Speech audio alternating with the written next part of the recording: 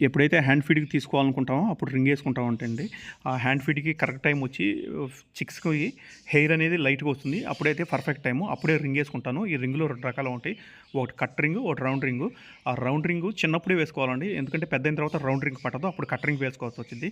ఈ రింగ్స్ ఎందుకు వేస్తామంటే మనం బర్డ్స్‌ని మేలు, ఫీమేల్ ఐడెంటిఫికేషన్ కోసం డీఎన్ఏ పంపుతాం కదా! ఫెదర్స్ పీకి అప్పుడు ఉపయోగపడతాయి. ఈ రింగ్ మీద ఉన్న నేము ఆ నెంబర్ రాసి పంపాల్సొస్తుంది. అప్పుడు వాళ్ళు డీఎన్ఏ కార్డ్ ఇస్తారు. అది లైఫ్ లాంగ్ వాటికి ఉపయోగపడతా ఉండిద్ది. అంటే మనం ఎవరికైనా అమ్ముకున్నా, లేదు మన దగ్గర పెట్టుకోవాలనుకున్నా సరే మేల్, ఫీమేల్ ఐడెంటిఫికేషన్ కోసం.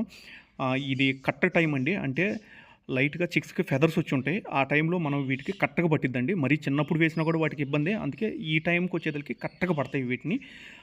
ఇది కాన్యూర్ అండి. కాన్యూర్‌కి రింగ్ వేస్తున్నాను. అంటే చూపియటం కోసం ఇది. లేదంటే నేను ఎందుకు వేస్తానంటే, మన దగ్గర పెంచుకోవాలి అనుకున్నప్పుడు మాత్రమే వీటేస్తాను. అవసరం లేదు ఎవరికైనా ఇచ్చేయాలి అంటే చిక్స్ అడిగేవాళ్ళు ఉంటారు కదా! వాళ్ళకి ఇచ్చేయాలన్నప్పుడు వేయను ఇవి. వాళ్ళు మామూలుగా కట్ రింగ్ వేసుకుంటారు. ఈ కట్ రింగు, ఈ రింగ్ అనేది కన్ఫర్మ్ అండి. మనం రీసేల్‌కైనా సరే ఎవరిని అడిగినా సరే రింగ్ ఉందా? మేలా, ఫీమేల్ అని కన్ఫర్మ్‌గా అడుగుతా ఉంటారు.